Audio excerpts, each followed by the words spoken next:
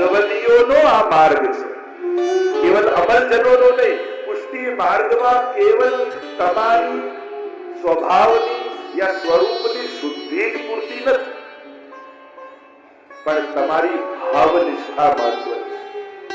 તમારી ગમે તેવી સ્વભાવની વિચિત્રતા હોય, વિશિષ્ટતા હોય, અહીંયા જોવાય છે ભાવનિષ્ઠા. તમારા ભાવની ઉત્તમતા છે કે નહીં એનો વિચાર અહીંયા જોવાય. તમારા વલ્લભ પ્રત્યેની અનન્યતા છે કે નહીં અહીંયા એ જોવાય. એને આ માર્ગ ફલિત થાય. અને એટલા માટે પુષ્ટિ ભક્તિનું પરમ ફલ જોઈતું હોય તો એ પરમ ફલને પામવા માટે પ્રભુ કરતા પણ મહાપ્રભુમાં વિશેષ પ્રીતિ જોઈએ. ત્યારે જેમ દમલાજી એ 84 વૈષ્ણવની પહેલી વાર્તા, દમલાજીની વાર્તા, તો તમે જુઓ 252 વૈષ્ણવની વાર્તામાં પહેલી વાર્તા કોની? નાગજી વ્રત. હવે એમની પણ પ્રીતિ જુઓ, એમની પણ પ્રીતિ શ્રીનાથજીની સેવામાં એમને રાખ્યા છે.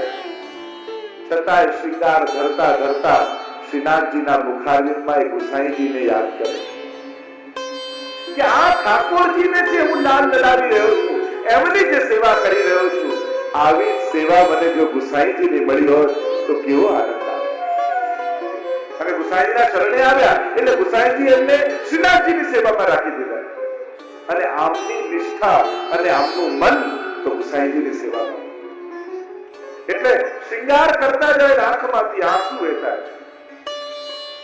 ન રહેવાયું તો પત્ર લખ્યો ગુસાઈજીને કે હું તો સરોવરમાં તાજા ખીલેલા કમળનો રસ લેવા માટે ભ્રમર બનીને આવેલો, પણ એ ભ્રમર કોઈ સોનાના કવળમાં બીડાઈ જાય એમ હું પણ આ રીતે જ બીડાઈ ફસાઈ ગયો છું.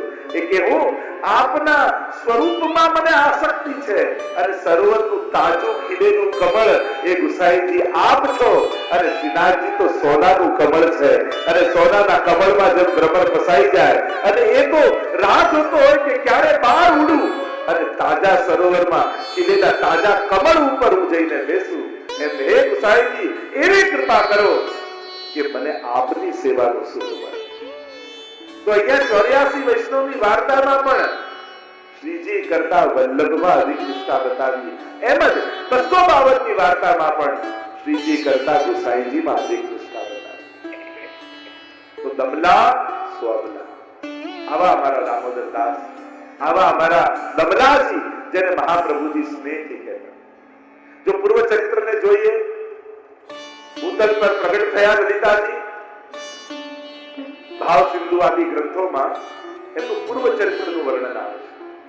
84 વૈષ્ણવની વાર્તામાં એમના બાળપણના ચરિત્રનું વર્ણન નથી, પણ ભાવ સિંધુ આદિ ગ્રંથોમાં જોવા જાઓ તો એમનો જન્મ વર્ધામાં, મહારાષ્ટ્રમાં થયો. નગર શેઠ છે પિતા, પૂર્વમાં કાકરવાડ ગામથી રહેલા. 4 દીકરાઓ. દમલાજી પ્રગટ થયા અને તો જાણે છે કે મારું પ્રાગટ્ય ભૂતલ પર શેના માટે થયું. ક્યાંય કોઈ લૌકિકમાં એની પ્રવૃત્તિ નથી, એમને રસ નથી.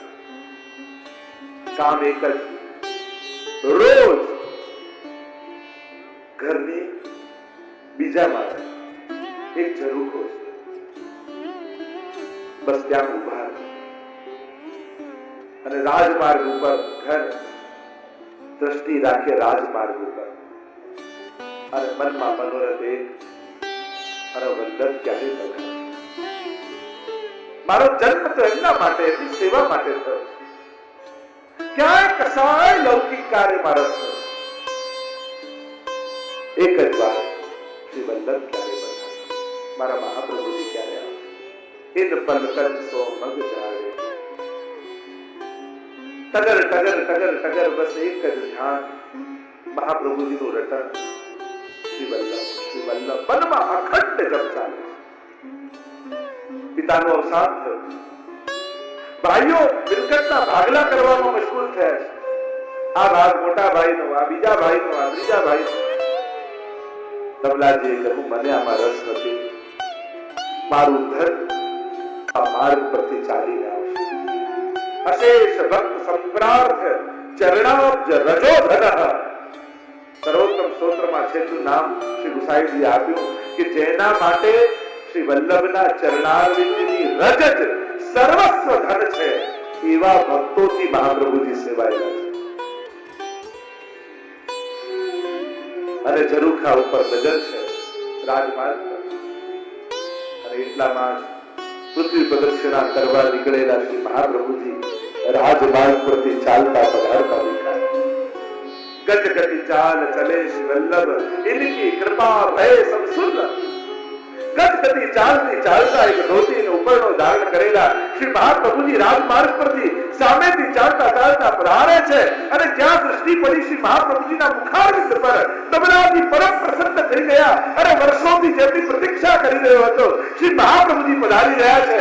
સીડી સુદ્ધામાં નથી ગયા, ઝરૂખા ઉપરથી છલાંગ લગાવી અને મહાપ્રભુજીના ચરણારવિંદને પકડી ચોરાર આંસુએ રડતા તબલાજી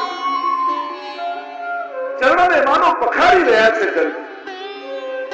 महाप्रभु जी એટલું બોલ્યા, દમલા अब तो मैं आ गयो, अब रोने की का बात, चलो मेरे साथ. હવે તો મળી ગયો છું, હવે તો આપણી મુલાકાત થઈ ગઈ છે. આ ત્રણ મિલન મને બહુ આકર્ષિત કરે છે. મુસ્લિમ માર્ગમાં ત્રણ મિલન બહુ દુર્લભ છે. પહેલું શ્રી મહાપ્રભુજી અને ગુસાઈ ઠાકોરજીનું પ્રથમ મિલન.